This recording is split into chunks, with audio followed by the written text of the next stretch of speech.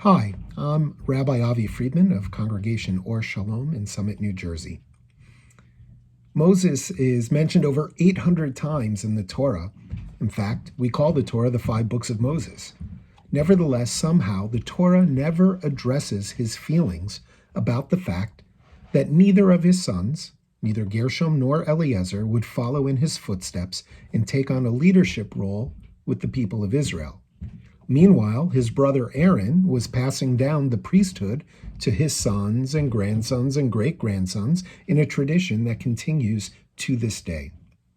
We get a hint of this disappointment in this week's Torah portion, Tzav, not from the words though, just from the trope or cantillation, the way that we chant the words of the Torah.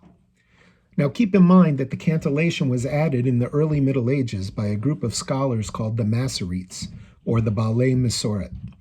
It's almost like a commentary on the text itself, and this is a perfect example. As Moses was preparing to formally initiate Aaron as the first high priest, we read the following verse in Leviticus 8. Vayishchat, and it was slaughtered. And then Moses took some of its blood and put it on the ridge of Aaron's ear. And then the rest of the initiation ritual is described.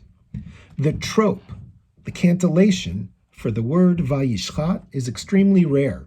It's called a shalshelet, which means chain, and there are only 4 in the entire Torah. And it goes like this.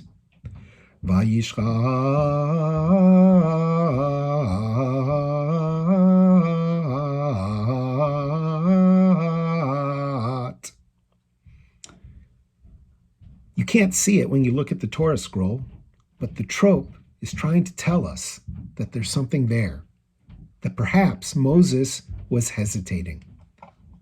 Perhaps the text is telling us, the trope is telling us that we should admire Moses for not taking out his frustration with his own children on his brother's children.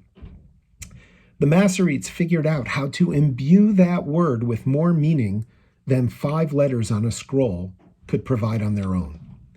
Maybe Moses hesitated, maybe he didn't. How can we really know?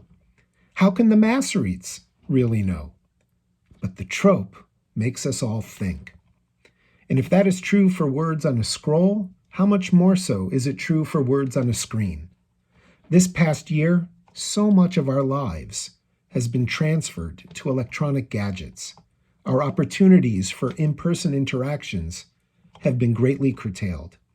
And so social media have become an even bigger part of our lives than they ever were before.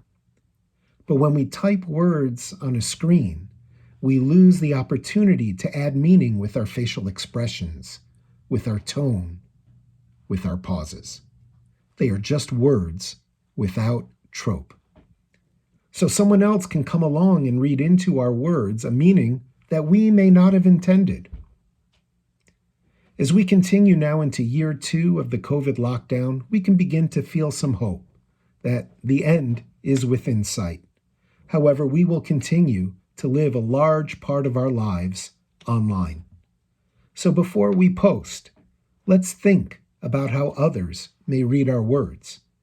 And when we read other people's posts, let's assume that the trope would make it sound different and better than it first appears.